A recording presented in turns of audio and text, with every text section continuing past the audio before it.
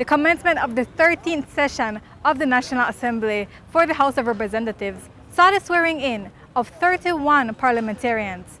But not all was cake and champagne out here at the steps of Independence Hill, because not only is the government dealing with a loss in their party, but also two countrywide crises. PM John Briceño described the mood as being a somber one. In my speech, I wasn't too triumphalist. I was more somber and trying to alert Belizeans to understand that we are in the midst of the worst crisis this country has ever seen, both health and economic, and that the government can do everything that as much as possible to try to fix things, but if Belizeans do not participate, if they do not help, we're going to lose this battle.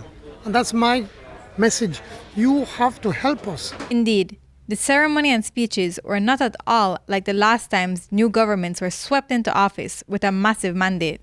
It happened in 1998 when the PUP, with Said Musa as their leader, rose to power, and in 2008 when Dean Barrow and the UDP took back the proverbial throne, which it held for 3 terms. But today, rather than celebrate their victory, PM Briceño gave Belizeans a stark reminder that we are living in a pandemic that is taking more lives every day. 2020 has been a living hell. Sadly, 183 of us have lost their lives to COVID-19. 8,805 persons have tested positive. These include frontline workers, security forces, healthcare workers, and others who risk their lives in service to our people. To their loved ones, we offer our deepest condolences and gratitude for their exemplary service. We are urging Belizeans and companies to adopt a frontline worker. Companies can adopt a frontline worker instead of having a Christmas party. This will be coordinated by the Ministry of Health. But that's not all the government will be doing. The PM announced how they will continue to handle the steady rise in cases. Testing has been dramatically scaled up. We have introduced rapid testing at all community and regional hospitals and at polyclinics. We will be rolling out additional fixed testing sites and mobile testing services across the country.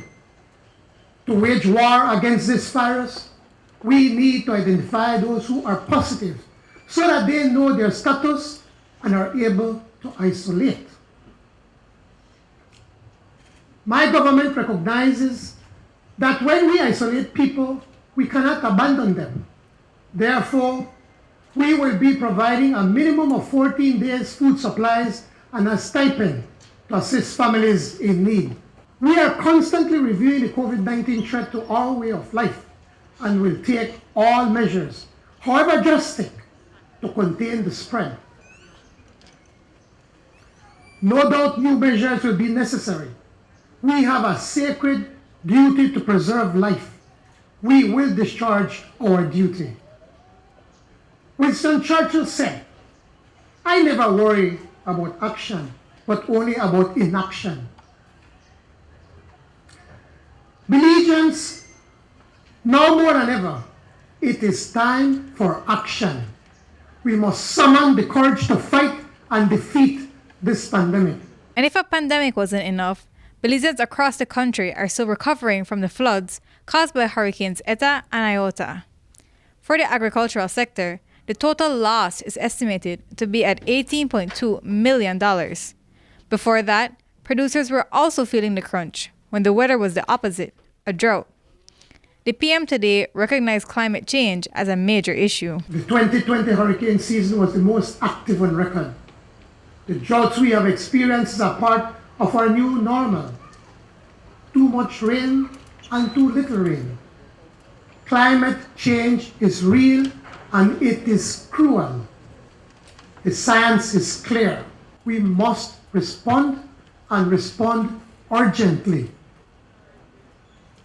We have created the Ministry of Sustainable Development, Climate Change and Disaster Risk Management to signal my government's commitment to driving an ambitious agenda to address the urgent need to change the way we live. The Governor General also reiterated these pressing health, economic, and agricultural issues in his throne speech. The Belizean people are depending on you to get this nation back on track, to develop a strong COVID-19 response, to pass laws for the good governance of the nation, to spend the people's money fairly and equitably, and to work together to build a Belize that works for everyone, where everybody feel in. And the PM heard him loud and clear, because at the end of his speech, he announced salary cuts for the entire cabinet. To show our commitment to a national effort, my cabinet will take a 10% salary cut effective 1st January. Courtney Menzies, 7 News.